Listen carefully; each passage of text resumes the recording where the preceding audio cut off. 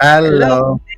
Good evening, Hello. everybody. Evening. Good evening. Good evening. Good evening, Finally, everyone. finally. Yeah, the day has Yes. finally come. How's everybody? Oh, good. Fine. Fine. All I'm right. doing good. Do I'm we still have up. any guests on the in the room with us already? Yes, we have about 7 people live showing on the Oh, screen. So yeah, whoa. Good evening, everyone, everybody. Thank everyone you is for giving us excited. a Friday evening. We How are we can't all see doing? Yvonne. Yeah, I need to be able to see who is online. Um. Yes. Someone is saying MGV. Can you just say your MGB. name and your location? Yes. Thank Yeah, you. MGB, you're welcome.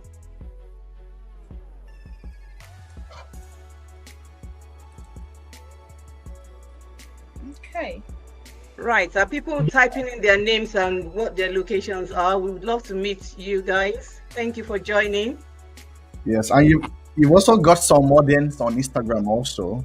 Oh, Okay. I can see that. brilliant. That's great. Yeah. So we might as well start then. Mm-hmm. All right. So good evening once again, everybody. I'm My name ready. is Evening. My name is Busola Otenigagbe. I am the founder of Wisdom Playbook that so many of you have been liking, sharing comments, and following in the last how many weeks? Woo! So, and then a lot of comments have been coming through questions. What is Wisdom Playbook? I think this is a time where we can shed some light on that. So, Wisdom Playbook is a movement, is a blueprint that I have by the grace of God to help individuals, be it entrepreneurs, creatives, um, families, anyone actually, to help go from whatever their perceived chaos is to having clarity. And the blueprint and the framework we use is all based on timeless wisdom and has practical application to real life situations as well. So that's what Wisdom Playbook is all about. So please continue to join us and go with us in this journey to understand a lot more about what we do at Wisdom Playbook. I have an experience um, of about 30 years in the teaching environment, um, working with young people. And one key thing that stood out all through was the fact that throughout the interactions, when the students are leaving me, they don't even remember the physics or the chemistry that I teach them. You see them years later on, they tell you stories of how you've impacted their lives, how one story you told them has helped them to become better people. So everything I'm doing on Wisdom Playbook is based on that experience and also the experience I have in the industry, starting a business and raising a family spanning over 30 years as well. So Wow. that's why I'm in a nutshell. And I'm not here tonight alone by myself. I've got some power people in the house. Woo! So I've got somebody I call the igniter. Hmm. Igniter. By the, by the name Mrs. Dukwe Balogo. She's an entrepreneur, a person Evening, that everyone. good evening. Good evening. She runs and she's the founder of Top Kids group of schools. Help me out Settings, yeah. here. Yeah, we can say Yes, that. yes. Yeah, a Yes. very successful entrepreneur. Mind you, and listen to what I call that. She's an igniter. She's somebody you need to know. So can we please make her welcome? Thank you for joining me on this chat tonight. And also, I have somebody I call the power trailblazer in the person of Ayo. Ayo, you're welcome. Ayo is Thank going you. over Hi. to yeah, Welcome. never cease to Such an honor amaze. to be here. Yeah, Such an you're honor to be welcome. on this live stream with powerhouses. So I'm so delighted. Thank you very much. You're welcome. You're welcome. So Ayo keeps working with young creatives and helping them find purpose and clarity. So you can follow his handle at Prime Council. Is that right? Yes. Yes, I think a lot of people are already following as we say, as we speak. And Finally, I have the firebrand herself. This lady is amazing. Yvonne, you're welcome. Thank you for joining me. Thank you so much, Ma. I'm really honored. Thank you. Thank you for having me. Thank you. You're welcome. You're welcome. Right. So let's dig right into into what we got to do tonight. The theme is building homes, families, lives, and that is going from dreams to designs. That's what we say we're talking about, the Wisdom House. And as a case study, we're starting with the story of Joseph.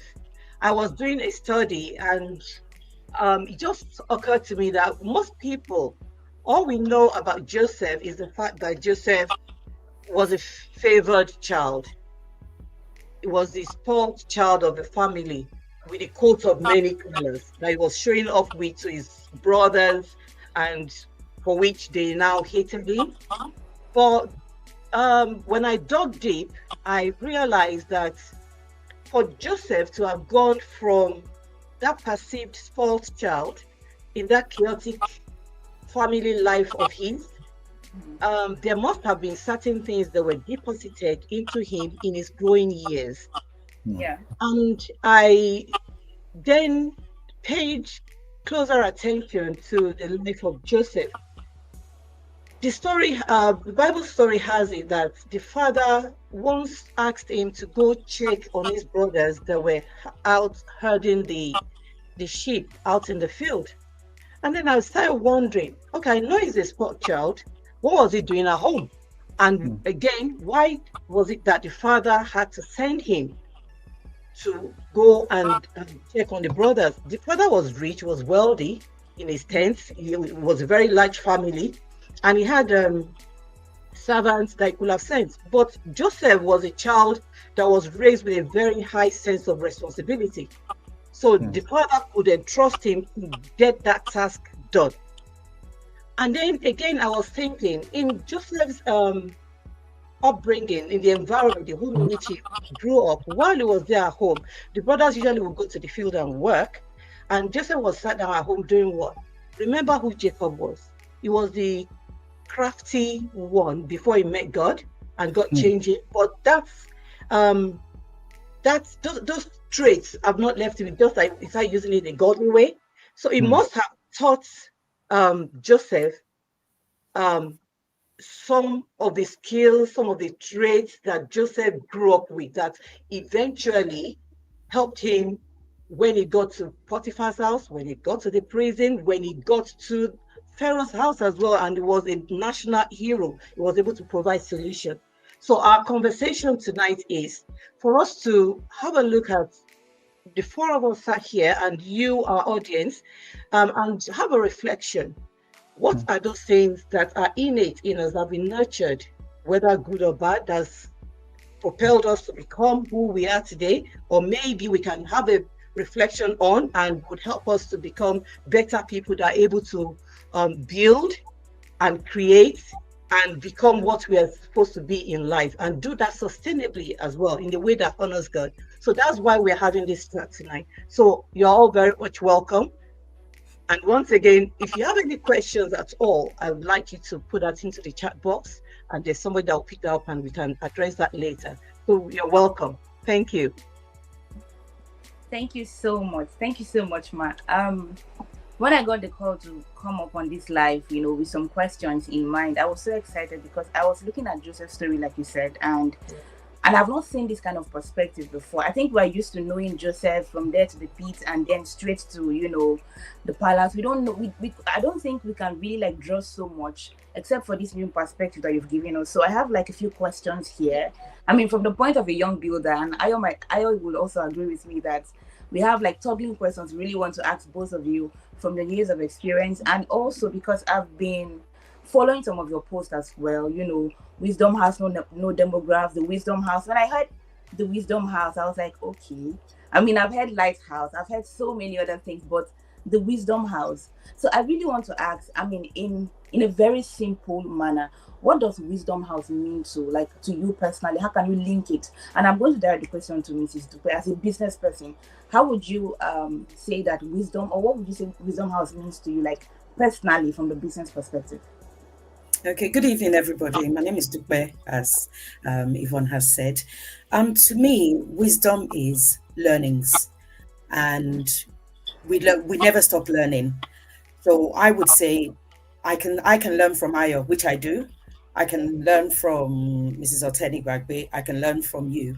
And wisdom are those things that you learn, you pick up, you nurture, and then you make the best of it. There's no point saying we've gained wisdom and it doesn't reflect in our lives. So, I can start from for example, you've said from a business perspective, my first insight to business was from my mother. But at the time, the same way like Joseph seems as if he was going through a hard time, going through a difficult time, but he saw the positive of it. When I was going to my mom's bakery in Nigeria, it was like a punishment to me. If you didn't achieve a particular level in your academics, then you will be going every morning at 4, 5 a.m. to the bakery. But I picked up a lot of things that to this very day, if I hadn't joined out on that journey then, I wouldn't have known some things. There are a lot of things that I've learned: how to be diligent, how to be determined, how to not give up. If one door seems to be closing, how to go and try and start addressing another. I will call myself like a fighter. Do you understand? I don't give up. And I've got that from wisdom, not just from my mother, from my sister. Things that, for example, my husband is like, I say that my husband is the extinguisher that puts out the fire. He's very calm. So I take wisdom from that as well and see that, how will he address this? Whereas I could be quite fiery. Well, and my son is the same thing as well. He's very, he's very calm. He's very calculated, just like my sister. They're very calculated. And I've taken wisdom from that. Wisdom is not age bound. So that's my own understanding. Wow. Thank you so much. Thank you so much. I think one thing I had to even write it down is that wisdom does have fruits. So if you say that you are building a wisdom house, or you have like a house that is built with or in wisdom, there will be fruits, right? Yeah. When people look at it, they can reckon with it and say, this person, there's something different about this person. It's not like just speaking everywhere, speaking, filtering it, like what you mentioned, from your husband, from your son, and from everywhere around. So thank you so much. I'm going to pass the mic to Mr. Ayo. I think he has like a very disturbing question. He couldn't even let me to drop the mic. Okay, before he asks this next question, can I just say something more on what Ms. Balogun Yes. Yes. On wisdom. So when you're talking about building the wisdom house, I think in this modern age, a lot of intentionality has to come in. There's a proverb that says that wisdom is calling out from the streets. So it's always there around us, but people don't pay attention. Wisdom requires you to take action, to do things. So if you're building your wisdom house, you have to be very, very intentional about what you're setting out to do, because you have like your laser focus where you want to end. But because what you don't want, like my revered mentor would say, you don't want. So that's wisdom. That is wisdom, and that's one of the ways you start as well in this age. Yeah. Thank you. Thank you. Thank you very much, Ma. And one of the things that attracted me to Wisdom Playbook was when I was reading one of the quotes on Substack, and he said something. A lot of us as young people, we are over-informed but under-illuminated. Right. I was reading it and I was like, where is this wisdom from, first of all? Yes. So the question I have for you, Ma, is you've got over 30 years of experience in career, in family life. And there are a lot of young people on the live stream this evening. We have lots of people on Instagram, on YouTube, young people, young builders. They're thinking about how does the home shape the kind of people we'll become? Because one of the things we've seen in our society today is that there's so much issues, social issues, because of that backlog of training in the home. And someone like you that you've lasted so long in marriage, in home, building children, I want to know, how do the home shape, using Joseph as an example, how does the home shape the kind of person we become. You said something when you started, Ayo. Thank you. You Yes. said we are over-informed But under-illuminated. and under-illuminated. Yes.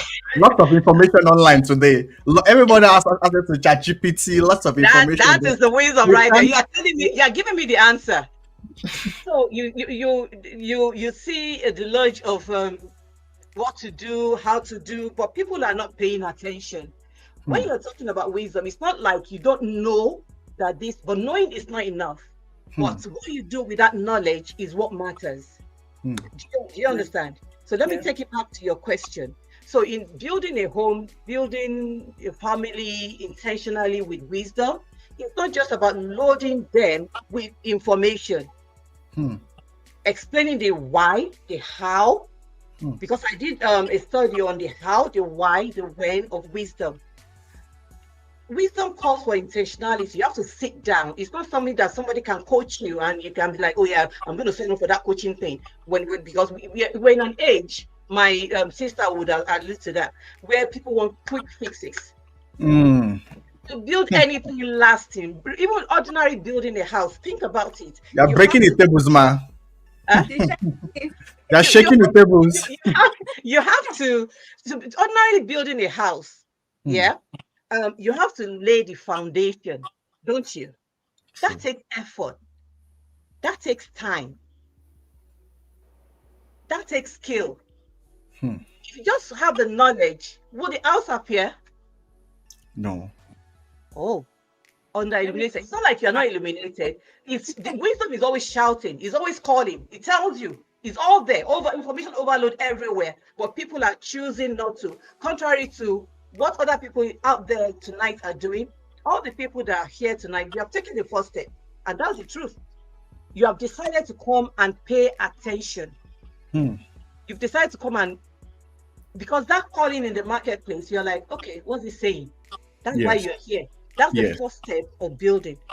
So it is in not just knowing what to do, but actually putting the mechanisms in place and ensuring that it is done and making sure you stay on it long enough to see that result. I hope I've answered your question. Yes. Wow. So tonight I'm ready. I'll pass it over to Yvonne. I take the mic with full respect. I have a very troubling question from what you just said now. We're in a day and time where people want quick fixes, right? People are no longer waiting. There's something they call delayed gratification, right? People don't have that time. They just want something. That's why you see people getting scammed the more. You know, you go online, you see, you know, you just click this link, in 2 days you make £1,000. How I made £7,000 in under 24 hours. And you and I know that for something that you want to replicate or pass down, you know, it requires intentionality. Any fast growth out there is not, it can't last, right? And we want to do it right. We want to, as young builders, we want to build in a way that can, you know, give us that breathing space so that we can pass it down. But in a time where things feel so tight, how can we still keep wisdom at the core of our growth and ambition? I'm very ambitious. I want to attain 5 heights, you know, all at once. How can we, like, you know, just cool down small and make sure that at all times, wisdom is at the very center of our growth and ambition? We are not moving too fast or too slow. You know, we are still making wise decisions. Like, practically, how can that really work? I think Mrs. Balogun would be able to share, because she's been building for over 25 years. Okay. You said something there. You said we keep referring to young people. It's not just young people, really. They're you know, people of my age in their 50s that are also eager. They want to do well. Maybe they're late bloomers. One thing I would say is patience. And I wouldn't say it's a because some people say it's a cultural thing. It's not really a cultural thing, because I deal with other people that are not West African or Nigerian, and it's the same thing. Of they want this, you know, they want it and they want it to happen now. What I call, they want microwave success. But if you look at it, if you cook a meal in the oven or on the cooker and you cook it in the microwave, which one tastes better? The one on the cooker tastes Exactly. better. So Yeah. patience. I remember when I was, I was determined that I wanted to do something for myself, and I'd made up my mind. I'd prayed that I want to go into children's business. And I remember someone saying that, that's just a glorified childminder. What is it? But I had a vision, Hmm. but I myself did not know how I was going to get there, but I made a plan. I was patient. It did not look feasible. I remember then I think my husband had just been made redundant. We had just moved house, and I decided to resign and start a business. It Wow. didn't add up, but I was focused. And Hmm. focus is something a lot of young people don't have. Hmm. They want it now. They don't, there's some people come to me and say, "Oh, can you mentor me? I want to do what you're doing." By the time we sit down for about 30 minutes, they're like, "Oh, I don't think I can wait that long. I think it's too slow." But it's focus. We have this mentality of that. I might have been guilty of it in the past. Okay, everyone is doing project management, so I want to do project management. I go on and do project management. I don't get a job in 6 months. I hop out of project management. Oh, everyone is opening a care home. I go and get a loan and open a care home. We have a first inspection. We get closed down. Then now, what is going on? Oh, people are doing crypto. Let me do crypto. Fingers get burnt. Then they're looking for the next big thing. There's no focus. Hmm. If you write the vision down and you make it plain, how can your vision cannot be from jumping from pillar to post? Hmm. Do you understand? It's just there's no focus. And even, whether you go to a church, whether you go to a mosque, because I know there's some people on here that are not Christians, you have to be focused. Hmm. If you're not focused, you can't move from one thing to another. Some people come with an idea. They have an idea, and to them it sounds small because it doesn't sound glamorous. I know a young man, all he does is, to everyone it looks like fine. He does removal of unwanted things from your house, and he also does window cleaning for commercial and domestic accommodation. He has bought 2 properties in the last 5 years from those 2 businesses. He doesn't have a degree, he doesn't have a master's, but you know what? He was focused because he said, I know how to use my hands. I am not academic, but he was focused. But people were like, why would you do that? Oh, you should do, it doesn't sound glamorous. Even he lost a relationship to it Wow. because his missus was saying, why will I be going out with someone that you go and pick rubbish? You might as well Hmm. work on a bin lorry because you are picking unwanted goods from people's houses and taking them to recycling or skip. But, I like his determination. Hmm. He's not an African, but he's been focused. And he has done that now for 5, 6 years. He's bought 2 properties. He's bought Wow. 2 properties, rented them out, and he still lives with his parents. Wow. The thing is, he's been patient and he's been Hmm. focused. A lot of people do not have that patience. For example, if you are a parent that is expecting a child, will you wait to deliver the child before you start planning how you're going to clothe the child, feed the child, house the child? You've got 9 months to plan.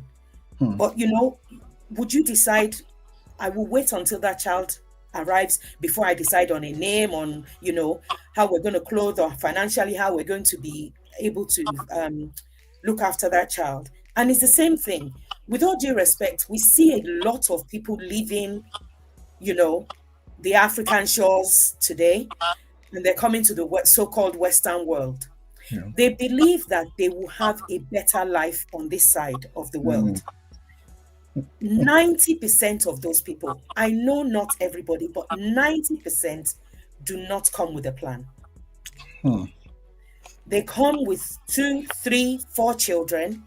They do not have a plan because they believe that this is a land of milk and honey. They arrive, they then realize, wow, the landlords have conned on to the fact that a lot of people are coming to our shores. They're no longer taking 1 month's deposit.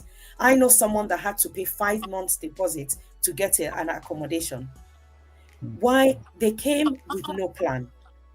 They came with 3 children, no plan, didn't know about schools, didn't know about transport, didn't know about the laws that you cannot leave a 10-year-old at home. And 2 of their children nearly got taken away from them. Why? There was no plan. You need to make a plan. You know, even Joseph, in his difficulty, he made a plan. And him being focused on his plan is what delivered his family from famine. Imagine if he was, you know, helter-skelter, not going with what he was doing. Within that difficult time, he was still doing what he was supposed to do. But unfortunately, this is the problem. You know, I've had so many people come and say, oh, I want to do this, I want to go into that. And then they'll say, oh, no. I need something that is going to yield in 6 months. I can't do an investment for 2 or 3 years. There's no microwave thing. I've been doing what I'm doing. I'm going into my 25th year. And I would say the first 10 years were hard. I won't lie. They were hard. You know, there were first 3 years, I couldn't even make enough money to pay staff. It's my husband's salary that was actually contributing 80% towards the salaries of the staff. I had to do other things, you know, buy and sell things, go and do other jobs to make sure ends meet. But a lot of people don't want to do that nowadays. They just want a quick fix. Oh, I want the nice car, the nice house. I want to go on the nice holidays. You know, we didn't go on holidays for 7 years.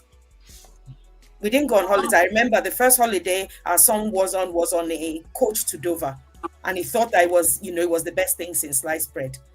You know, so at the end of the day, patience and focus are very important. Very important. Wow. Yeah, can I just add to what Mrs. Balogun has just said?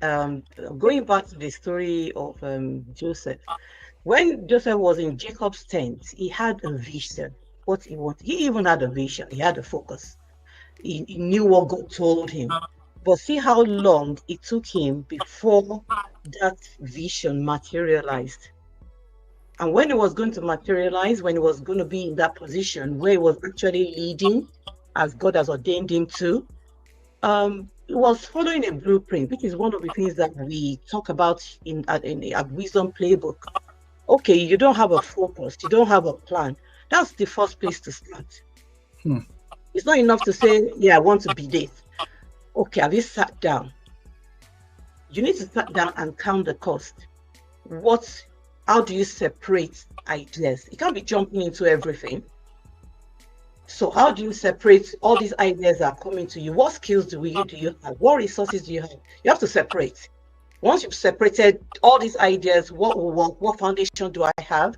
And then you drill down and you look at your resources. What would they require of me? That is the path of wisdom. What would they require? By the time you do a honest evaluation of that, I tell you, you are already on your way to building something that will be sustainable. So you get the resources, the systems in place, you set them in rhythms, how you're going to do it.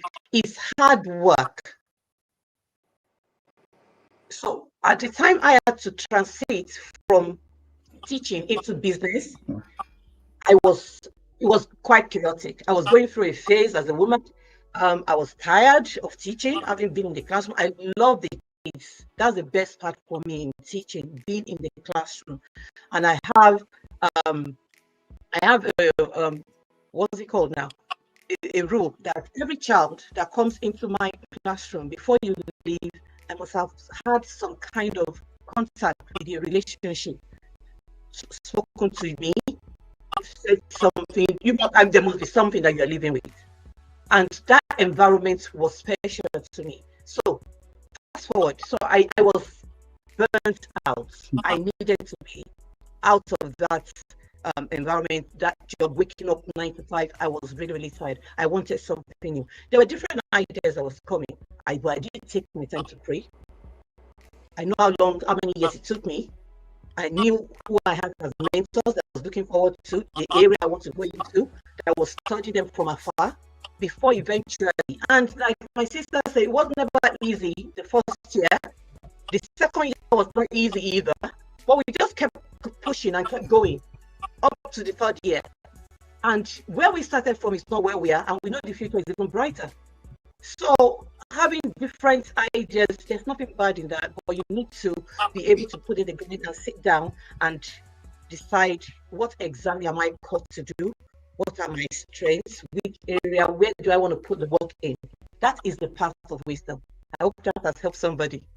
Yes, Thank yes, you. yes, it has. Thank you so much. I just want to say something before I pass the mic to Ayo, right? Few of the things you mentioned, both of you mentioned patience, you mentioned focus, you mentioned intentionality, right? And then there's also great, like, it's not working. It doesn't look like it's working first year, but I keep at it because I have a plan in mind, right? I have, and I think those two things may seem like a very simple word, focus, but a lot of us lack it, and it's not easy to come by, right? So I want that you've had to learn along the line while building. I know that, you've talked about the story of Joseph, how he didn't just wake up one day and appear there. There's been there was background training, whether we like it or not, right? So someone might be listening to this life and saying, I'm really trying this whole thing called focus, but I didn't see it from home. I wasn't taught focus from home. I didn't see my mom or my dad focus on a particular thing. So I didn't see it, sometimes it's easier when you watch someone doing it and then you build from there, right? It's possible you would have watched your mom, push. It didn't look like he was working, but she pushed, or your dad. So there was something to hold on to. There was something, a picture. So when you see they started something, I didn't see them give up. They kept at it 3 years. He wasn't really pulling through, but they kept at it. But there are people who probably didn't have, such leverage growing up. And so they're trying to understand. Focus to them can mean do one thing today, the next day if it does not work, you move on, because they don't have pictures. They don't have that. The experience did not afford them that kind of leverage. So for that kind of a person now, I believe I'm speaking for the people. I'm laughing because that's you're talking about somebody that is not doing that's not been brought up in an environment where they were taught how to focus. Yes. Oh, come on. We're talking real life here. It's not every time that you have people that will be telling you do this, do that. Sometimes you learn from the negative things that happen in your life, what not to do because of where you're headed. I'll give you a very short story. I was in the uni, right? And I did my very first exam and it wasn't so good. So I very wisely went home and told my dad, the results came out and anyway, the professor I know that we know as a family is remarked it, and I passed. My dad just looked at me and was like, the masquerade has given birth to the child. Whether the child knows how to dance or not is up to the child. Did anybody need to tell me to go and focus back at school? From that moment till I finished at uni, he didn't hear cream about my result. And thankfully, because back from secondary school, I was very clever. So maybe they kind of trusted me, but I was in chaos. I didn't know what was going on with me. I was a good child all that time at uni, but something just went wrong. I didn't know where I was supposed to. There was nobody to help me, but common sense, wisdom taught me that you've got to do something to yourself. So he was just waiting very patiently. The 4 years, you see the joy. When after getting to the 4th year, I was able to finish and I did really well. And I went back to him and I said, Dad, I finished. He said, you finished? I said, yes, I finished. Then I could do my shoulders and everything. You finished? Yeah, but nobody needed to tell me to focus. If nobody is teaching you to focus, why don't you teach yourself? We're talking wisdom here. If you're not focused, you know where you're headed. Common sense tells you. Wisdom tells you. You see the wisdom all around you. I'll keep saying, showing you people that don't focus, people that don't do this is how they end up. But people that do, you are listening to all of us here today. We all have our stories. But focus, determination, intentionality has helped us to where we are. I don't know what Ayo has to say. Yes, before you come in, Ayo, hey God, something just crossed my mind. Just one laugh before you come in, I promise. The funny thing is that if you look back at our parents, we're in a time where we have lots of master classes, boot camps, cohorts, different resources available to make sure that you are able to get motivated and stand on your feet and do what you need to do. But if you look back in the time of our parents, I'm sure even in your time there were very rare cases of master classes or come and learn, launchpad, growth pad, cohort, or maybe churches organizing conference and everything. So it feels like now we're in a time where knowledge is circulating, but less stable results, right? And so for now, are you happy with the question? I feel like you're a big one. Please help with the question. Could I contribute something? Could I okay, let's Mrs. B speak, then Yes, I'll come in. I'm just thinking and laughing. I'll go back quite a few years. And okay, I believe my sister is on here and she can put in the chat if I'm not telling the truth. When we lost our mom, I was 19. My sister was just coming up to 16. Within 6 months, I was back in UK. Just as I turned 20, on my own. My sister joined about 18 months later. I came with £25. Fine, we had accommodation initially, but we paid the rent. It was our parents' old flat, but we had to pay. When you say someone is going to teach you focus, you had no choice. I wasn't entitled to a grant because we've been out of the country over 3 years. My sister came at like 17. The day she landed, there was the job waiting for her because we had to eat. We had to make a choice, and focus is about choice. And that is what developed us. As much as the business acumen came from my mom, and I noticed she was a strong woman, strong Muslim woman that was determined to make sure that her family were not put to shame. Yes, that was the grand foundation. But once we were back on this soil, I tell you, we did not need anybody. My sister worked every day and was at college full-time, then university full-time.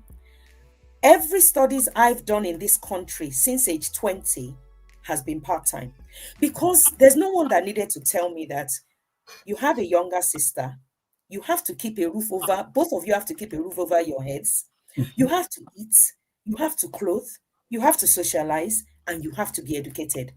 Not one penny came from any member of a family towards our education. Wow. No loans towards our education. No one needed to teach us to focus. And this is why my sister studied computer science. And then she studied computer science over 30 years ago. And people thought that, because as far as my father is concerned, she should be studying pharmacy. I studied accounting. But then everybody was like, why computer science? You will never get a job. Wow. She has worked in computer science for over 30 years. She has never done any masters. She has never moved into any other career. And she's at the height of her career, Wow. as in height of her career now. But what has got her there? Not that she's the most academic. No. She's focused. And that's something we've both developed in ourselves. Sometimes circumstances dictates what you choose to do. And what you choose. We chose to stay on the straight and narrow, and also be focused. Neither of us are bothered about what goes on around us. We're not what Nigerians will call follow. I don't care. I don't care. I love my own company. I don't care whatever other people are doing around me. I stay in my own lane, and that's what you need. Focus. How do you get the knowledge? What are books for? Mentors. What are mentors for? Then some mentors you will have that mentor you from afar. As in, you're only reading their post. They don't even know you exist. I don't know. Let me just come in. I don't know how many people go on LinkedIn. You see so many inspiring stories of self-made people. This is what I was talking about when I said wisdom is shouting out there on the streets. It's near you. It's what you choose to do with it that matters, that determines how you end up. Yeah, Yes. so getting the knowledge, it's all this mommy, daddy. It's not, we were both teenagers when we lost our Uncle, mom, yeah, and that's no. you need to be determined, and you make that choice. And it's the same thing. People that come into this country now at an older age, make a choice, and be determined and stick to it. If you are coming and going, oh, they've said it's project management. No, they've said it's care. Oh, no, they've said it's IT. They've said it's accounting. No, it's crypto. You are not giving anything. If you plant a seed, you give it time to germinate. You give Yes. it time to grow. If you don't water it, it will die. Hmm. Can I Thank just you. add before I say something, because I need Yeah. to circle back to the family unit, One because minute, 1 minute. There's a question from the chat, like that. I feel like it's hot. It comes from okay. someone asked a question. He said, the question, she was actually, I don't know if it's a he now. He said, how can one be focused amidst comfort? Amidst comfort. When Yeah. you are comfortable, why do you need to be focused? Is that the When you are question? comfortable, why? The thing is that there's, in the world, they That's say what the they're sky is asking. the limit. Yeah, I'm trying to get the. Is he on Instagram? No, it's on YouTube. It's on YouTube. Oh, when everything around you is comfortable, there's not really no need to strive. I think Okay. that's what the person is asking. let me Why do you use- need focus? You're comfortable anyway. Maybe I should use myself for example, right? Okay. When I came into within the frame or the whole idea of comfort, when I came into this country, right? I didn't get a job immediately. I came through the student route, and thankfully, I had parents who were supportive. So I didn't get to pay a dime for my school fee. It was my parents, right? Now, and they were also taking care of my other needs, while I searched for a job. But that seems like comfort, like to a lot of people, to have someone who is able to pay that huge amount of school fee and everything. And so then, and I'm saying this, this is life. Then there was some kind of job that when you mentioned to me, I'll be like, no, because at the back of my mind, I'm like, last, I will call home. Like, if it gets too tough, which is not bad, there's nothing wrong with it. But I like the kind of person my father is. He will train you to a certain level, not that he will leave you. He feels like I've given you enough nets. Now go and catch the fish. The moment I finished my MBA, it felt like now we're waiting on you. So I saw myself really looking forward to some of those jobs that I would have. What will I? No. I had to, just like you said, focus is decision. You have to you have to make up your mind. Like, they may seem like comfort, because too much comfort can make you feel like bad, I can go back home, nobody's going to chase me and everything. And that's like settling, right?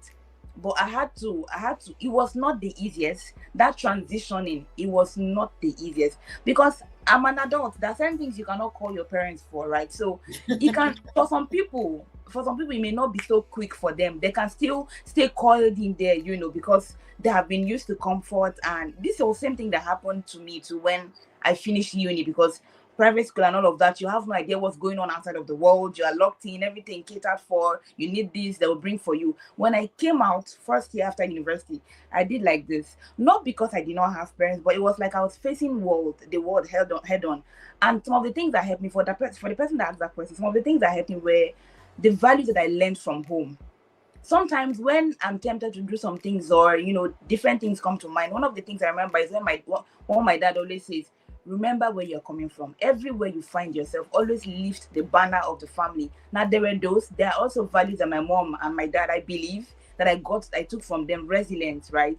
It may not look like it. So I had to break out of that too much comfort and really start building focus. So I think the question is in line. Like, that's what I believe. Yeah, right? yeah. Okay, let me come in here. So let's go back to the story of Joseph, because I'll keep referring back to that. So if Joseph was only building for his own comfort, do you think he would have been able to build what he did in Egypt when he provided that solution that he provided?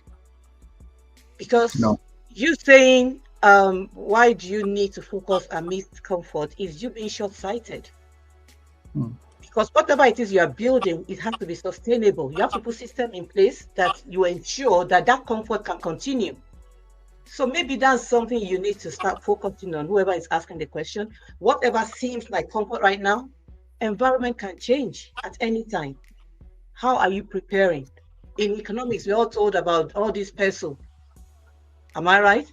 Yes. Political things that can influence what. So we bring world a contemporary wisdom into what we build at Wisdom Playbook. It's not just Bible we're talking about here.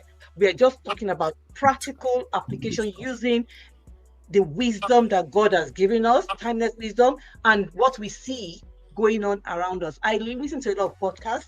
I follow a lot of people just to understand. There's a program I follow on YouTube. When I first started following that program, it wasn't just to learn about how many millions they're saying they're making. Yeah. Well, I need to learn what exactly is it that they do? What's the kind of mindset? They are comfortable, but they are not stopping. So whoever is asking that question about comfort, you're just very myopic, I'm sorry to say. You need to start thinking bigger, and then you know this perceived comfort is not really comfort, because if anything changes in your environment, what are you going to do? So that is what differentiates somebody that builds, that works with wisdom, from somebody that is just limited and they're just seeing the immediate, not looking forward to what might be. Thank you. Can I also add to say, just answering this question as well about the person that said, how can I be focused amidst comfort? I don't know whether this is a young person or an older person, but permit me to refer to a scripture. I'm trying to remember what the scripture is, but I know what it says, where it says that a man or a woman will leave an inheritance for his children's children. We can just flippantly say children's children, oh, my grandchildren. But what that scripture means is that you are blessed enough to leave an inheritance for 2 generations. So if you are comfortable, comfort is not just I've paid off my house, or I live, I'm debt free. I can go on holiday every month. My children eat whatever. I can eat lobsters morning, afternoon, and night. That is just not what comfort is. Okay? Comfort is, to me, at this level in my life, comfort is I am still comfortable and I can afford what I want without even leaving my house, because money is making money for me whilst I sit at home. That is what comfort is. Running and catching the train is not comfort. No comfort. So I don't know what stage in life this person is. If it's a young person, fine. My mom and dad pay my bills. My mom and dad feed me. My mom and dad clothe and house me. My mom and dad buy my car. My mom and dad pay for my car. My mom and dad take me on holiday. That might be their comfort now. But if you're talking about, okay, will I be comfortable at 35? So if you want a very comfortable life at 50, you don't start planning it at 41. Someone asked me this week, when do you think I should start a pension? I said, once you turn 18. And I said, my first pension I started at 21. And I've made sure I've passed that message on to many youngsters. If you start with £10 a month at 18, you won't feel it. Yeah. If you start £110 a month at 35, you may feel it. So, when you say comfort, what level of comfort? Have you got enough stacked away for your children's children? Are you debt free that you can actually buy people houses or educate? Yes, I was just going to say that. Not just even your children's children alone. You have to comfortable enough to leave a legacy, to impact lives. Yes, because I've got a policy, and I've got a policy, and I've had this for the last 7 years. When I started to understand what this means, I make sure there's allowance in my monthly spending that I will bless a child that is not related to me in any shape or form every month. It could cost me £5, it could cost me £10, but I'd make that an allowance, and I've been doing that for 7 years.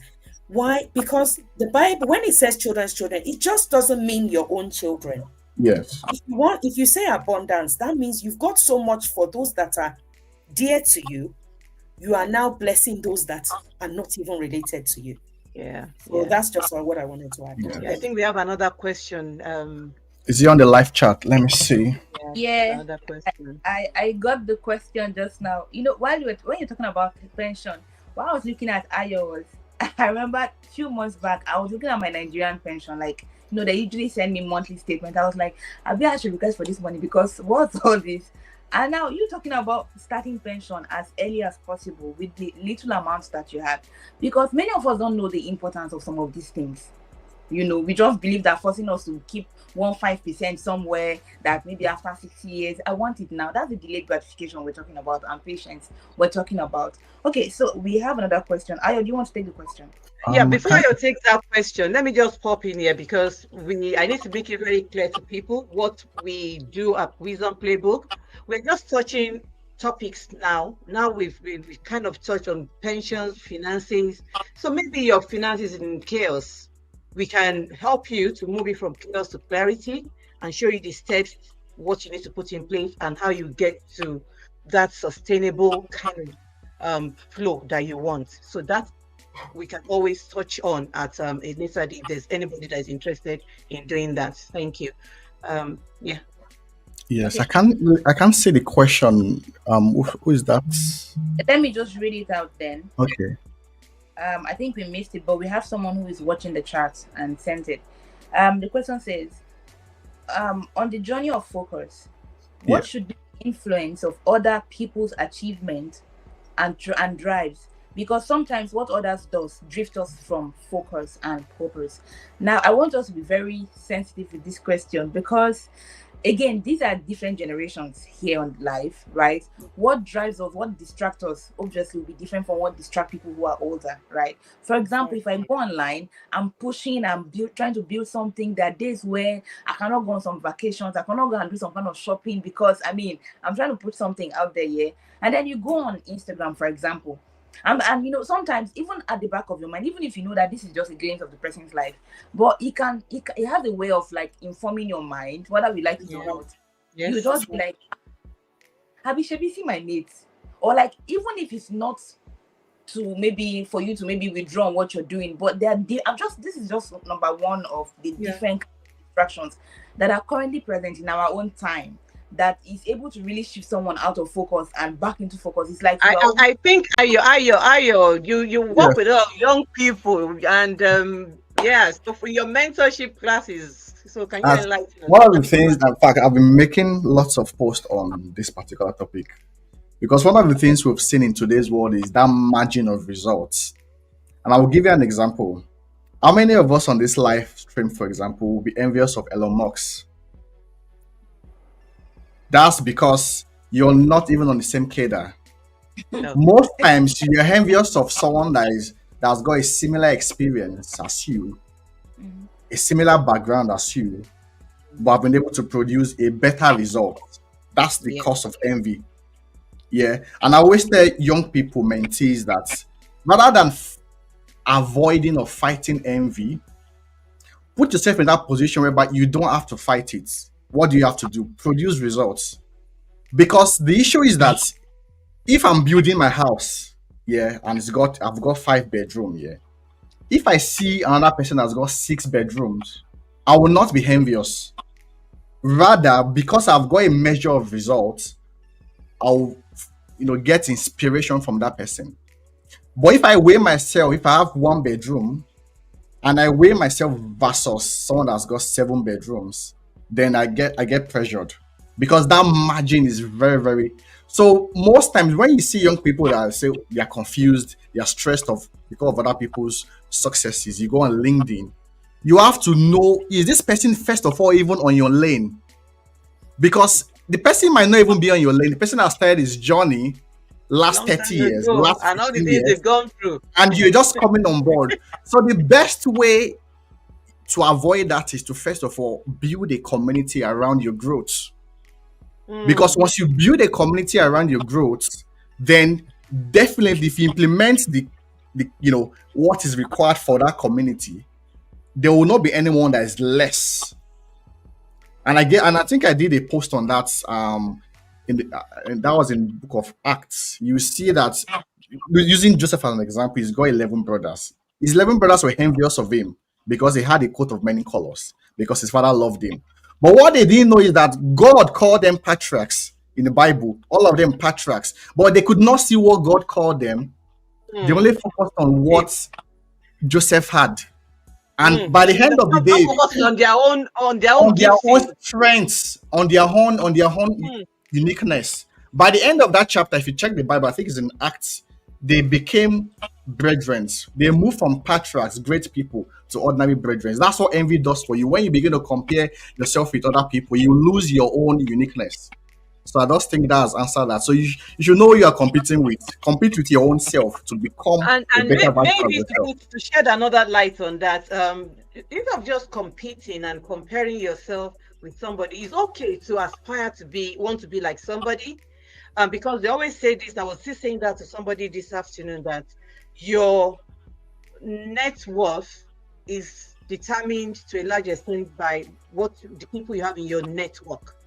So if you want to be like them, move close, learn. That's the reason we're talking about. Learn what they do and be willing to pay your dues. Make sacrifices. Time, resources, the courses you learn, the mentorship you give yourself. Do the work, put the hard grind into it. And then if that is the lane you are being called to, it's not like everything that you see going around you is what you want to do. But whatever chosen line you've identified, all you need to do is find like-minded people around you and start moving. Mrs. Balogun said something. Your mentors don't need to be people you have close proximity to all the time. There's a lot of people I follow that I learn from. They don't even know I exist. But I know what I get from them, and I know how that has been shaping my life. Thank you. Yes, thank you, man. And okay, well, yeah, you go on. So I want to mention just the previous point that about choice. We can't underestimate the power of choice in today's world, and that's why one of the major theme of what we do at Prime Council is a fight against mediocrity.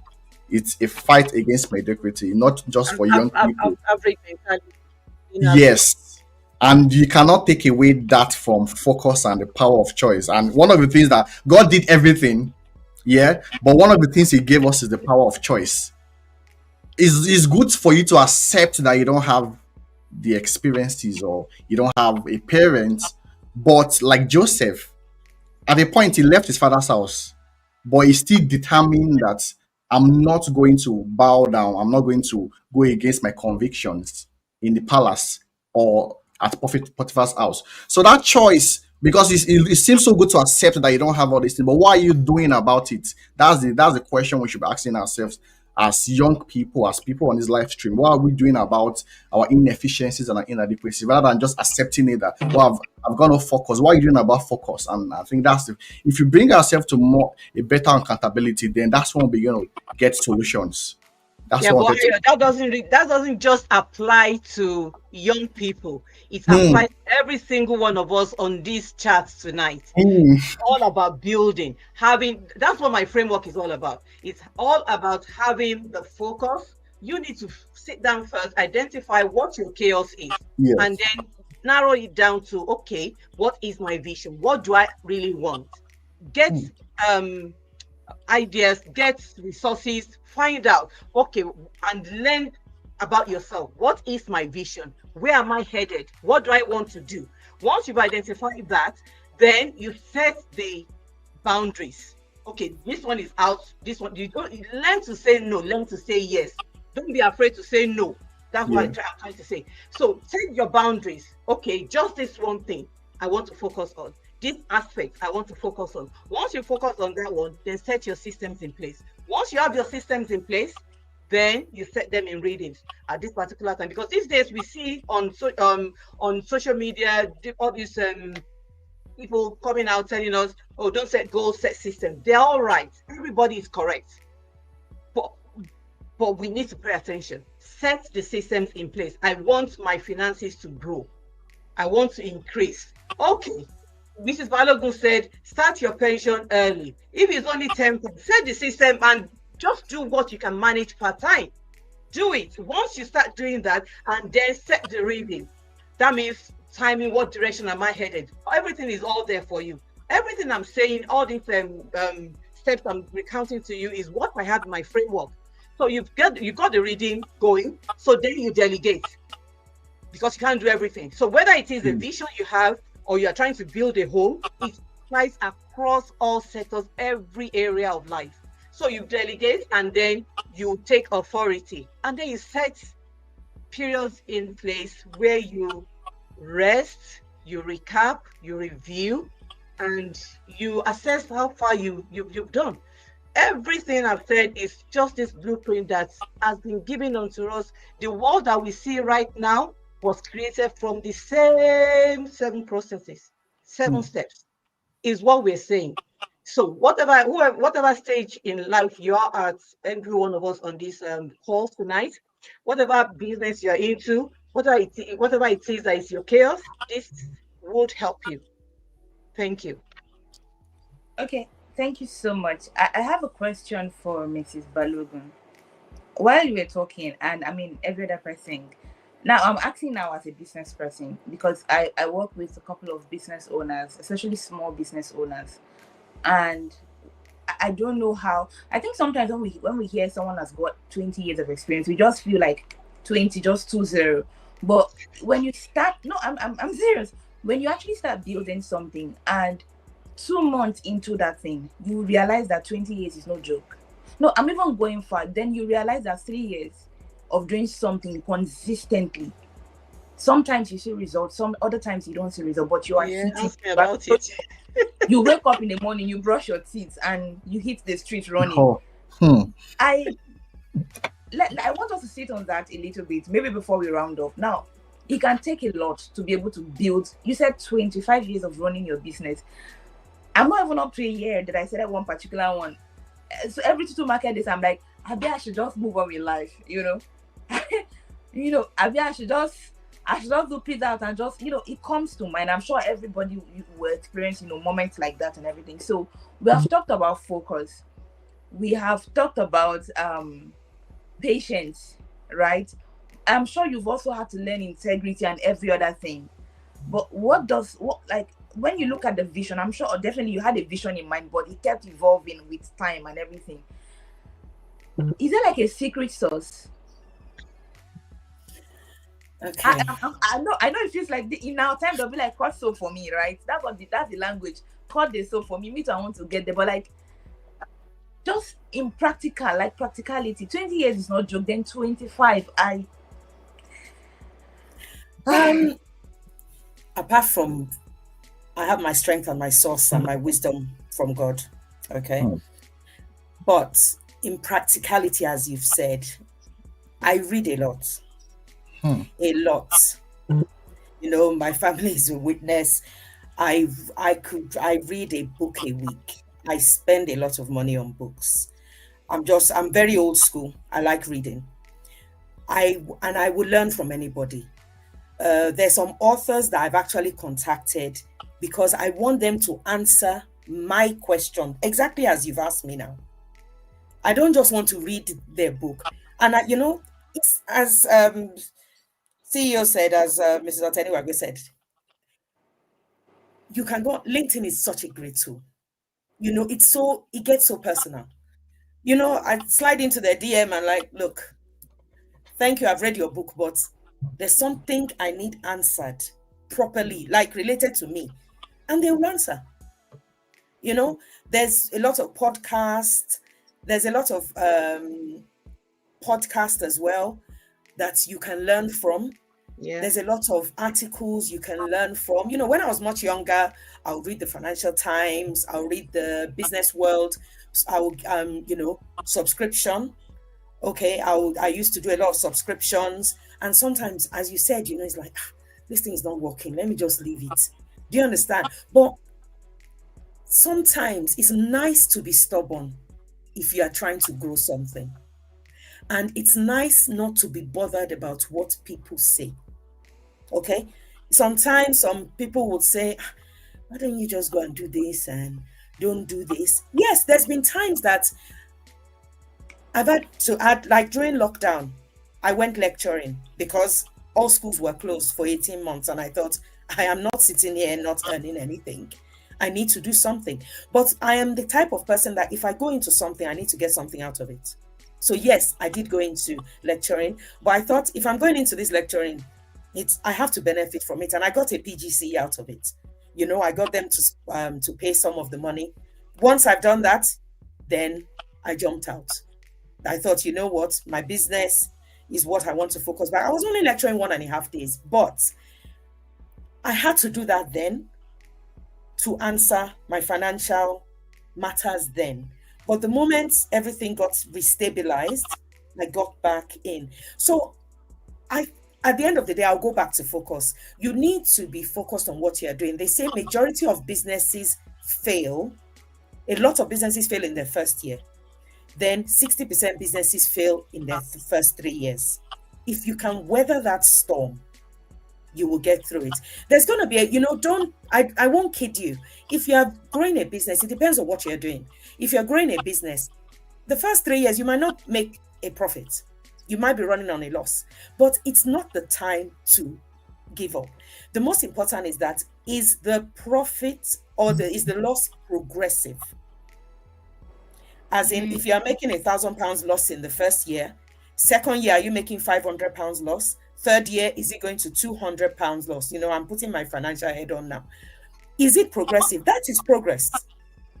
To me, that is progress because your loss is diminishing.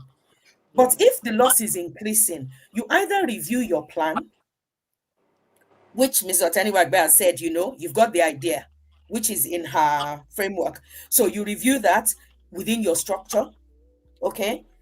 And then you look at your resources. There's no point putting good money after bad. If your idea is not answering anybody's need, then knock it on the head, then you shouldn't be there. But if your idea is answering needs, then you carry on and you just be patient.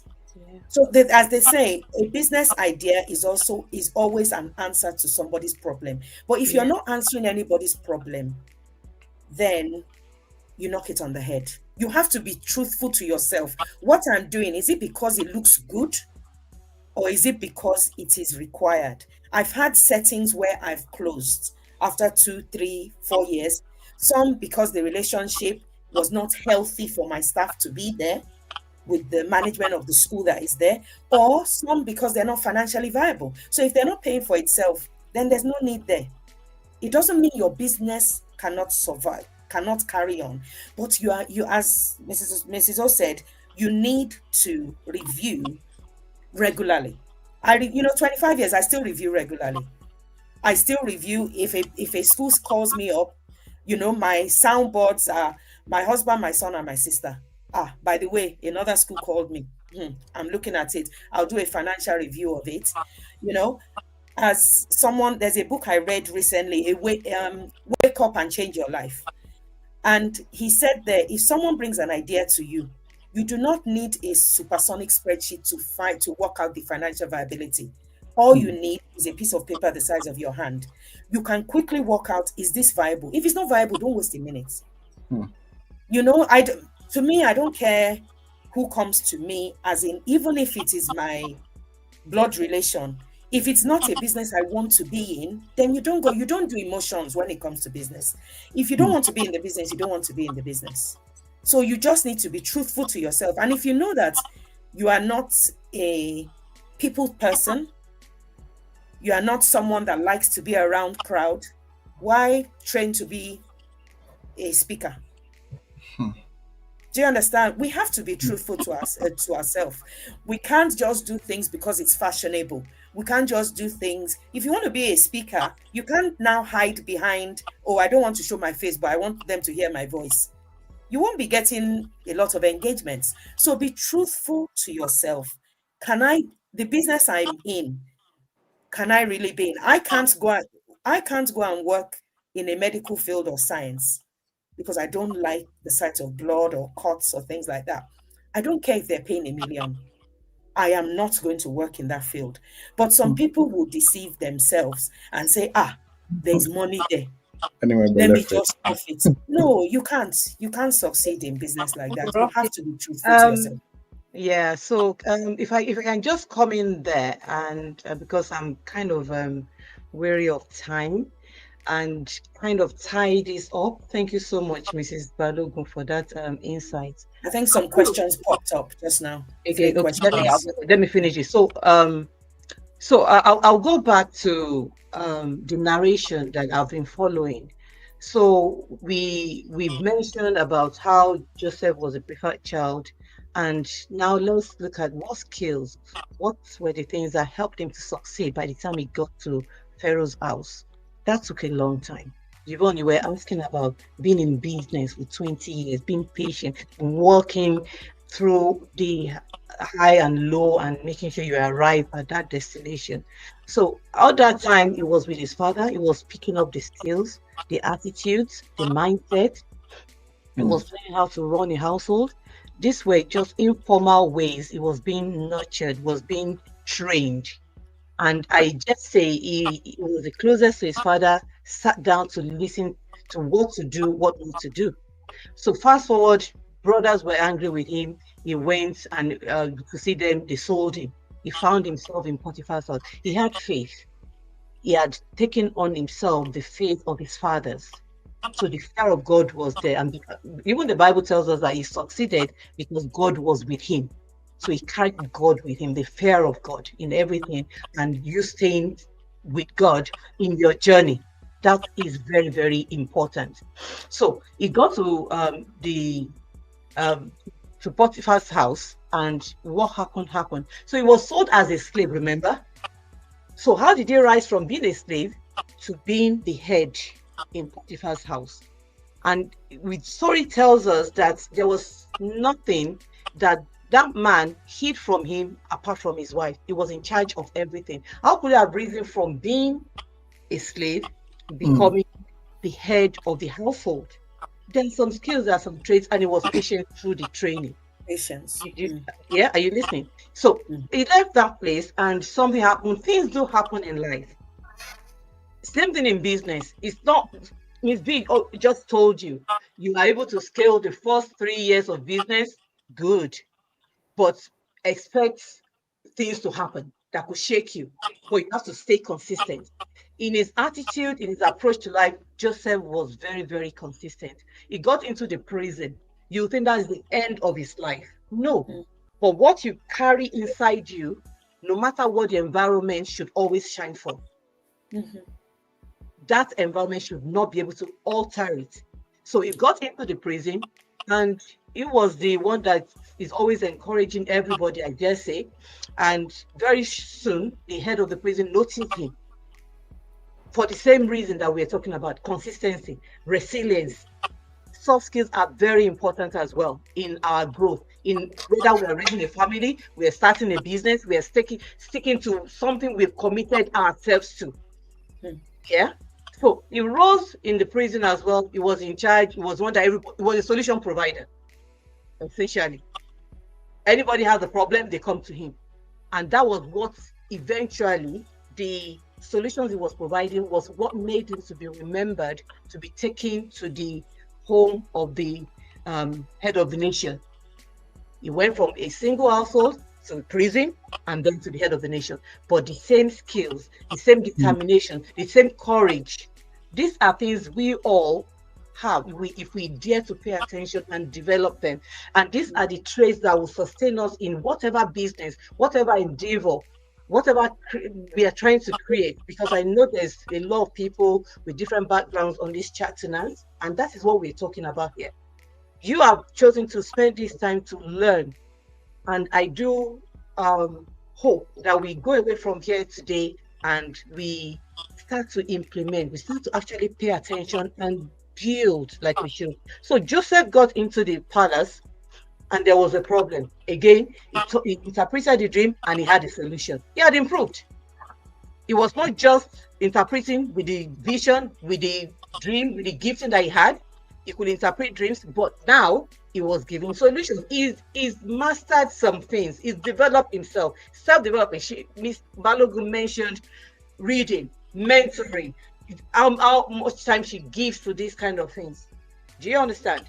So when it got to the palace, yes, there was a problem. He told them, I said, oh, but hang on, I know the solution. Are you a solution provider in wherever it is that you are? What skills are you bringing to the table? Are you coming there? I can see you're raising your hand. No, I was saying that's the key point, honestly. And Very key. for me, I've learned a lot today, and for me, I'm so curious about young people that are on this. I know we have lots of people of different age groups, but if we can get our young people to get this kind of mindset, learn from people that have been in this game of wisdom, game of life for more than many years, then our world will be a better place. And just looking at Joseph, you said something that he built skill, and that's where love us. We have that internal sort of knowledge, wisdom, but we don't know how to now apply it. Mrs. B said that she reads books, she engages some of the writers, even personally, and all of that, just because she wants to implement it. And for us on this live stream, we must move from that point of just internal sort of you're taking in stuff, you're reading books, you're doing all these things to work. If you're not building, then there's no point. We can't see that you've actually read a book. We can't see that you've actually gotten wisdom. If you can't see it in your actions, in the solutions you prefer, in your character, there must be that visible outward manifestation of that internal wisdom. That's what I wanted to reference. And by saying picking up skills, let me just drop this there. So people my age probably will be like, oh, this AI thing is not for us. Maybe because I worked for so long in a school, technology should be your friend. There are certain things you must be able to do. So in that area, I'm versatile. So AI came through, and I'm like, oh, I'm even late in learning this. But the amount of skills I picked up on AI and how it has benefited me, I cannot begin to tell you. So it's not about age. Wisdom, we said, it's not about demographics, is it? It hasn't got nothing to do with area where you are, who you are, whatever. Are you willing to do something? What we are asking today. Are you willing to take the bull by the horn and do something about your situation? Turn your chaos into something clear and sustainable. Is what we are by taking the intention. Mrs. B said something that she reads a book, she buys lots of books, and she's even gifted me many books, which I really appreciate. And she goes on to. I just got this from her. Can you see? Wow, we can see it. You can't see it. I'm trying to focus it. Where is it now? Yeah. Oh, yeah. Yes. I'll get that after. She was arranging that book. Yeah, she was arranging that bookshelf, and she was telling me about her books. I'm like, hang on. That one that says compound, because that word has been ringing in my head for so long. And wow. I then did a deep search on compounding wisdom as well. That's another story for another day. Yeah. And then compounding your finances, compounding. I'm like, yes, this word compounding. At the moment I saw compound, I'm like, please, that book. The very next day the book arrived. So I'm a witness. So look at Mrs. B that has got over 30 years in business versus I've been emphasizing young people because I interface with them daily. I've spoken to two different young people. I was on a call with them and they slept off on the call. They're not in the same place. Nigeria, UK. So I know the gross mediocrity. It's everywhere. That's why they know that I'm coming for them after this live stream. Have you seen people that have been in the game? Because generally you would think as a young person you should be enthusiastic, you should have that drive. But the reverse is the case. We see love, more experienced people, older people that are more, they've got this zeal because we're wasting our energies on different things, social media and distraction. So that's one thing that I'm just spotting out for the young audience. Yvonne, you can come in. Yeah, thank you so much. All of you are dragging the young people. I will stand with them, but I want to say something to them and all of us. We are being dragged for the right reasons, though. I was looking at the theme as we're talking. I was just looking up the top of my phone. The theme of this live, it says from dream to design, right? Now, I think I had been following some of the write up and some of the things you've been saying. And one of the things I want to really put out there, and I want to mention for from dream to design, is creating your own reading. I talk a lot about systems and structures for businesses, and I because I've tried it for myself personally, and by extension moved it to my business. One of this can look like so many things that I've said here, but one of the reading that I've picked from what Mrs. Balogun said was the culture cultivating a mindset of like you have an open mind to still read no matter the years of experience you have. She still takes time to read, goes through resources, and unfortunately now we don't even have any excuse in our time, because if you say, oh, I did not learn how to cook because nobody know where to teach me, they're on YouTube. If you say, oh, I did not learn how to write a book, people are generating courses every day. There are resources that is abound every day, right? So creating a very I'd like the older people to touch more on this, creating a reading that can work for you. And Ayo mentioned the era of distraction. You can go on social media, you say you just want to do 2 minutes and just check on somebody, 2 hours you are there. No, me I'm I'm also guilty, right? Yeah, it happened to me too.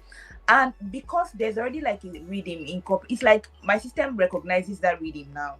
Every morning, if you're able to wake up, so I have two times it's either I wake up 5:30 or 6:30, depends on when I go to bed.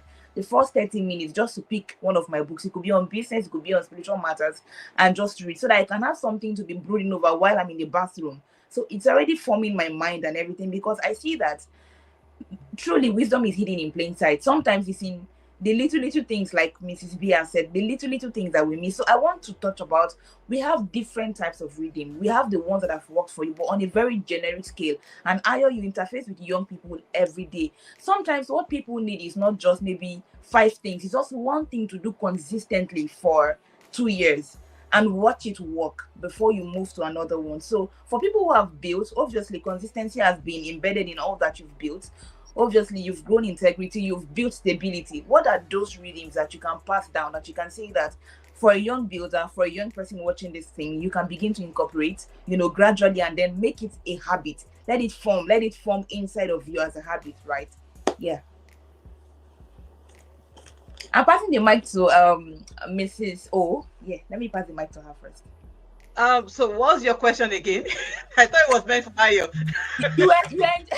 You enjoy it? No, I'm talking about reading. Like you talked about reading in one of your write-up on Substack, right?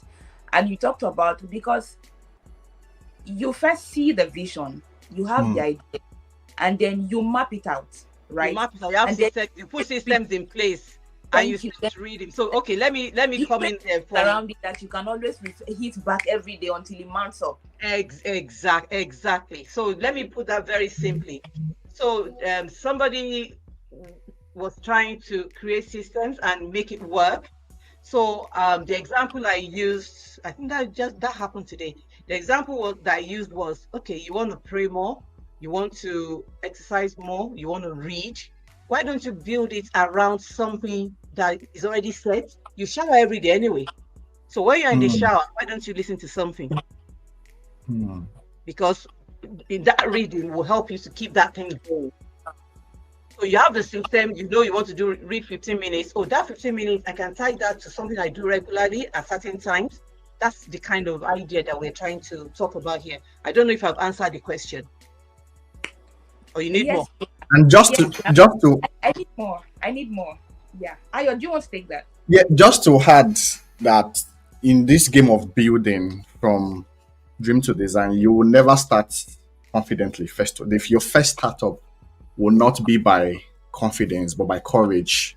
And that's why I learned something some years ago, that the courageous will always lead the gifted in our world. That's why you see people get into zones that you seem like they don't deserve it, but that's because they've taken the bull by the horn and they've decided to build that courage first of all. I just posted a video earlier on today, and I think it resonates with this, that you must first take that first step by courage first before you now become confident. But what most of us want to do is want to feel confident to take the first step.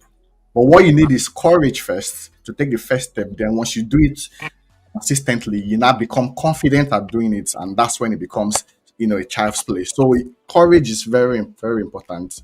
Positive risk taking and just being ambitious. Courage, yeah. Thank you so much. Thank you so much. I think it brings me to, we have spent 1 hour 25 minutes. I It's have like some 10 minutes. testing. I have some It's like 10 minutes. we can make it 10. We can add 10 more minutes to it, right? So, just to speak it in a language for the younger people again, we have talked about reading. We've talked about focus and intentionality. Ayo has mentioned courage. I am a very huge, like a postcard for courage. Some things, you pick clarity by the way, right? But just have courage to start first. And one thing I like to, say, like, double down on that thing that is working. Like Mrs. Balogun said, if it's not working, there's no need. Don't stay there for too long. Don't waste your time. Don't waste your time. Don't waste your resources. Just check it. Is it working? Is it not? Just move away. And we have also talked about structure as one of the very good way to help establish your vision or bring it to life. It's one thing to have a vision. It's another thing to have clarity. It's another thing also to be able to build systems around it that can help you, that vision, to manifest fully. And then I want to ask a very dicey question. Now, in the course of your building, either of you can answer it, or both of you, one after the other. I know that many times we lay emphasis on association. I mean, I know Mrs. Balogun, I know Mrs. O as well. And I don't want to say that there are people who don't have friends. Obviously, they have friends. So would you say that it's one major catalyst as well too? Obviously, nobody arrives at a place alone. But there are people that have heard of their stories of, if you are traveling far, you must travel light. You don't carry so many people and all of that. So what's the influence or effect of, association? Or did you have to at some point, leave some things and move alone? Just walk us through that part.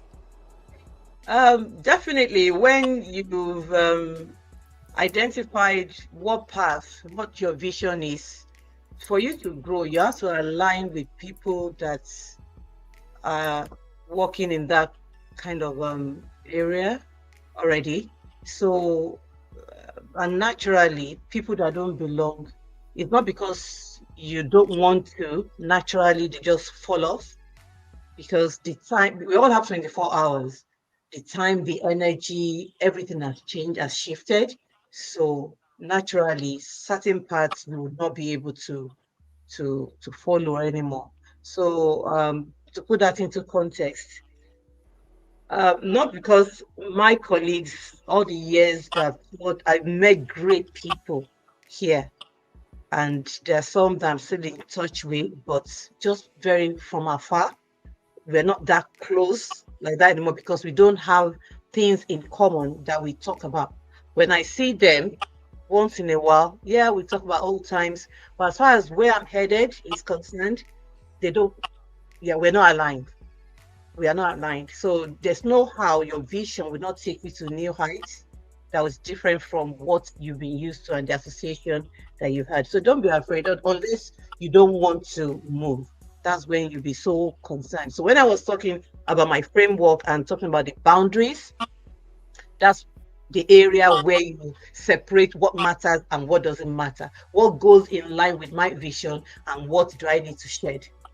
Do you understand? And so whatever it is that goes along with your vision, that is where you set the reading. You just walk naturally with what you have within that area to make sure that the systems you have in place, they are able to work like you want them to.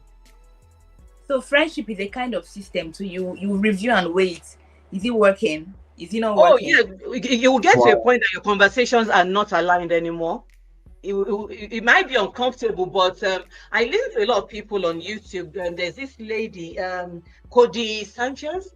So I was listening to something that she was saying yesterday, habits, things that you have to do. So I listen to this kind of people, and it determines where I channel my focus and what I decide to do.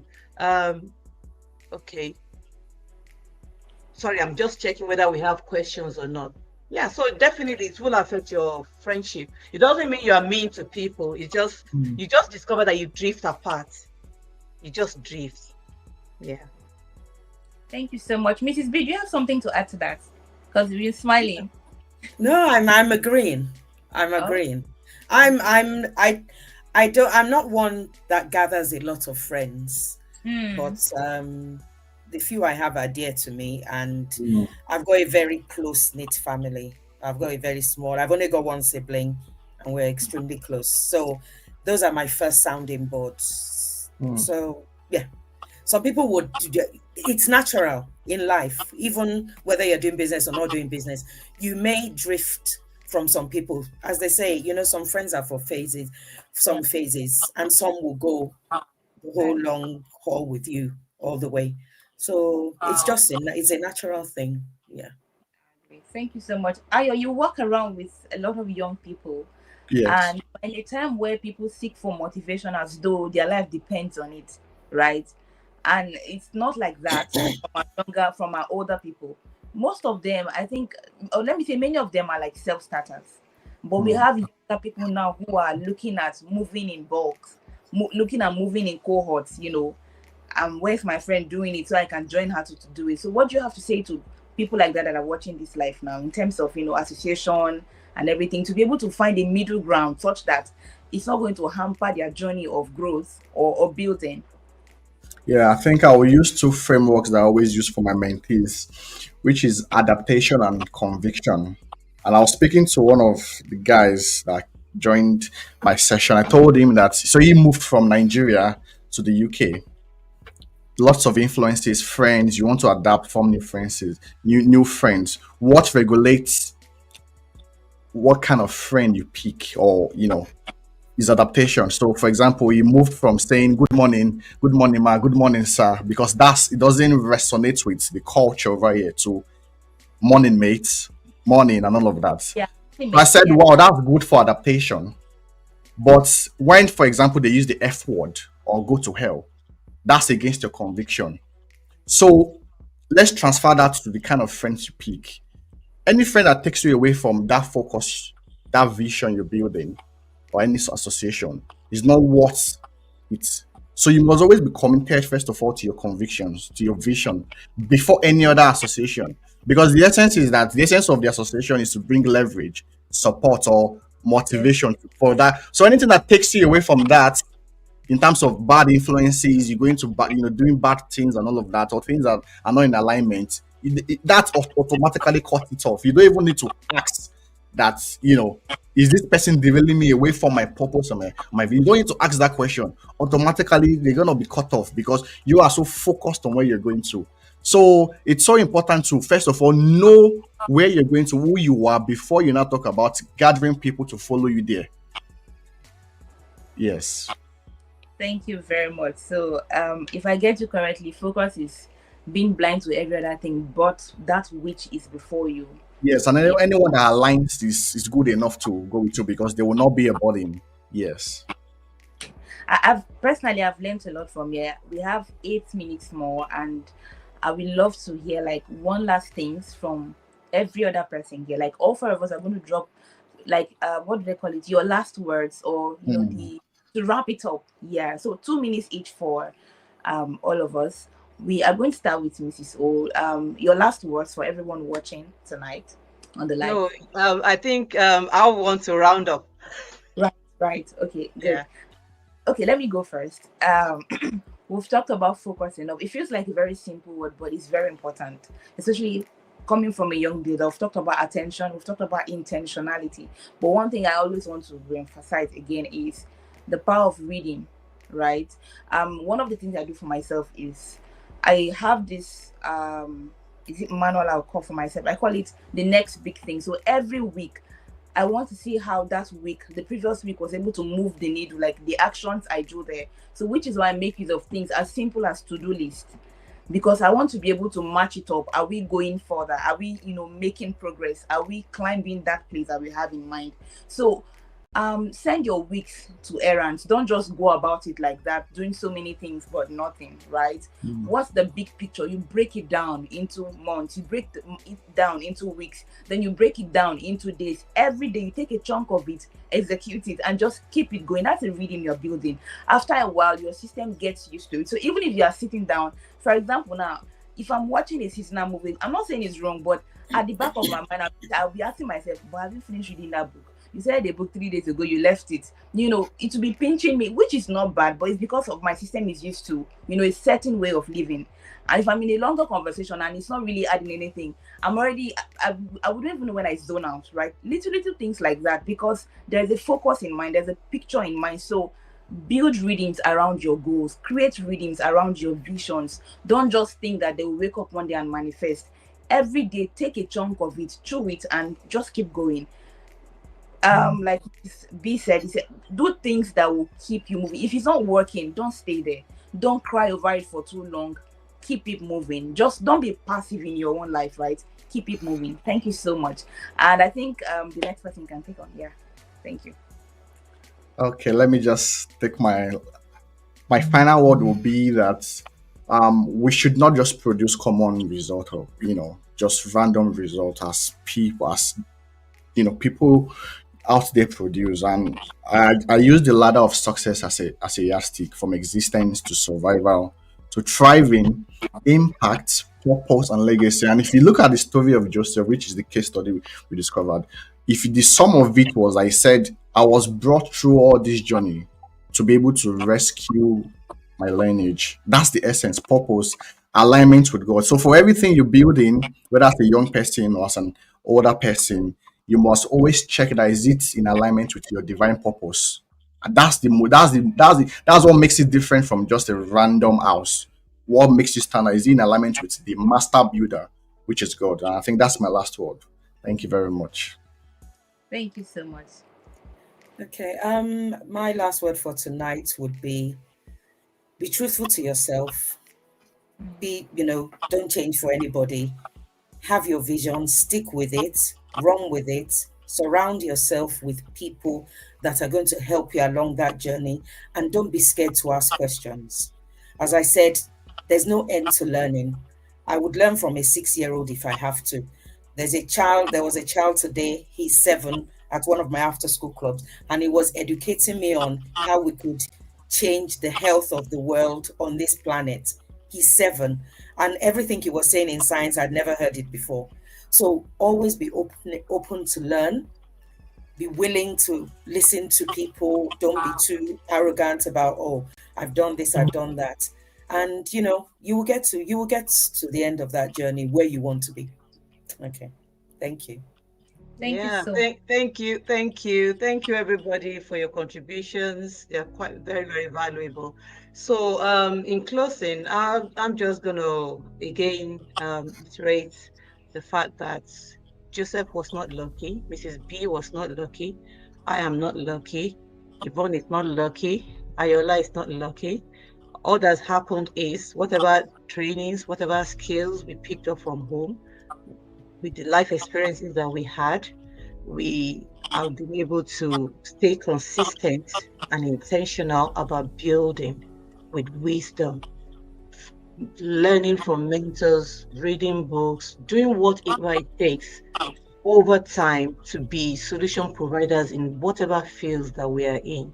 So we've gone from our different perceived chaoses to clarity to building breathing. We're not to be envied. We're still on the way to become. Remember, ultimately, we are all about lasting legacy and impact that we can pass on to people. So what is your chaos today? What clarity do you seek? And how do you see yourself? Mrs. B mentioned earlier that you leave inheritance for 2 generations. And then we push that further to say it even goes beyond your generation.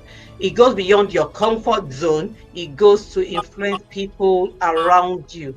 Joseph was able to provide solution for a whole nation, the whole world, actually, because everybody from every part of the world was coming because of the intelligence that he exhibited through his life experiences, through skills that he's picked up, through how he's been able to develop himself to become the person he is. So if there's one thing that you're going to take away from here tonight is, okay, I've had all these people, nice talk, nice stories, but go back, that's where the wisdom is. What am I going to do with this information? how am I going to interpret these skills? That is why Wisdom Playbook is there to help you. So you can always reach out, keep following us, and thank you for everyone that's been following. If you have not already done so, this is the call for you to you want to do the work now. Come on. Thank you so much. Yes, we are on different platforms on Instagram as Wisdom Playbook. You can check us out on Substack as Mrs. Busola, but the handle is also Wisdom Playbook. So many insights. We're also on LinkedIn, and now we are coming on YouTube. We are making it so you don't have an excuse of, oh, I don't have WhatsApp, or I don't have Instagram app. We are on YouTube. Oh, I don't have Substack. We are on LinkedIn. You know, we are everywhere. So the resources are there, like everyone has spoken, but it's up to you to chew it and make good use of it. Thank you. Join the community. Join the community. There's a lot to learn, and we're coming back on your screens very soon. Keep your fingers crossed. Yeah. So thank you everybody for coming on tonight. We really do appreciate the time that you've put in. We love you all. Thank you. Thank you. Bye. Bye. All right.